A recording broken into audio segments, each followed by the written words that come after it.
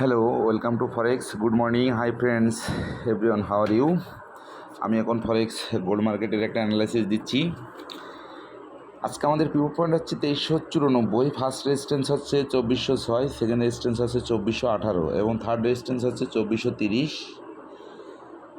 মার্কেটের প্রথম সাপোর্ট হচ্ছে 2364, সেকেন্ড সাপোর্ট হচ্ছে 2354, থার্ড সাপোর্ট হচ্ছে 2335।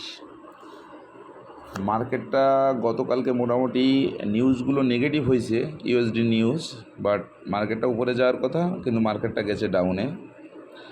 বর্তমানে এখন মার্কেটটা খুব উতাল পাতাল, মার্কেটের মুভমেন্ট কোনো রুলস কাজ করতেছে না। যেদিকে যাওয়ার কথা মার্কেটটার উল্টা দিকে মুভমেন্ট করতেছে। সেক্ষেত্রে সকলকে বলবো খুব সাবধানে ট্রেড করার জন্য এবং অতিরিক্ত ট্রেড না করার জন্য। কোনো একটা জায়গায় এন্ট্রি দিলে শর্ট প্রফিট নিয়ে বাইর হয়ে যেতে হবে, কোনো জায়গায় লংয়ের জন্য ধরে রাখা যাবে না। কারণ মার্কেটের মুভমেন্টটা খুব চরম খারাপ পরিস্থিতিতে পৌঁছে গেছে। এরকম খারাপ পরিস্থিতি আমরা এর আগে কখনো দেখি নাই। যাক, মার্কেটে আজকে সেলে যাওয়ার সম্ভাবনা আছে। সেক্ষেত্রে আপনারা সেল এন্ট্রি নেবেন 2377-এ, প্রথম টিভি দিবেন 2372, সেকেন্ড টিভি দিবেন 2366, থার্ড টিভি দিবেন 2358, এসএল ব্যবহার করবেন 2398। মার্কেটটা এখন পিভট পয়েন্টের নিচে আছে। যদি মার্কেট পিভট পয়েন্ট ভেঙে যায়, ভেঙে উপরে ওঠে, সেক্ষেত্রে আপনারা বাই এন্ট্রি দিবেন 2400, প্রথম টিভি দিবেন 2405, সেকেন্ড টিভি দিবেন 2415, এসএল ব্যবহার করবেন 2395। গতকালকে বাই এন্ট্রি দিয়েছিলাম, বাট বাই এন্ট্রি 2 পিপস উপরে যেই মার্কেট আবার কামব্যাক করছে, রিটেস্ট করে মার্কেটের পিভট পয়েন্ট ভেঙে ফেলছে। পিভট পয়েন্ট ভেঙে মার্কেট প্রায় 300 ডাউন করছে।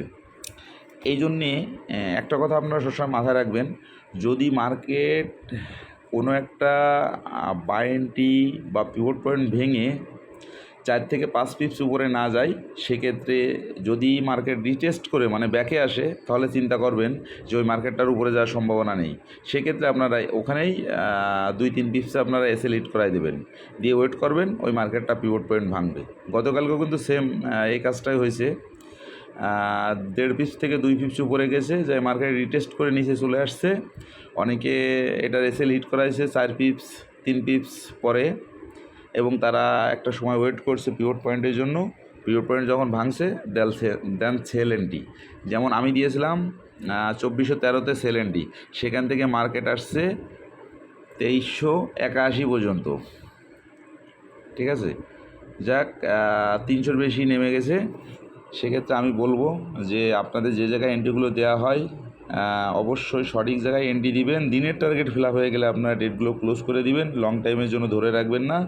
কারণ মার্কেট এখন সাইডওয়ে, লং টাইম ধরে রাখতে গিয়ে দেখা যাচ্ছে অ্যাকাউন্টের উপর আপনার একটা প্রভাব পড়তে পারে। এই জন্য সকলকে বলবো শর্ট ট্রেড করে বাইর হয়ে যাবেন এবং মার্কেটের গতিবিধি বুঝে ট্রেড করবেন। কোনো সময় অতিরিক্ত কোনো কিছু করবেন না, অতিরিক্ত ট্রেডও দিবেন না, অতিরিক্ত লোভও করবেন না, তাহলে এই মার্কেট থেকে আপনি অবশ্যই ভালো কিছু পাবেন। Thanks all.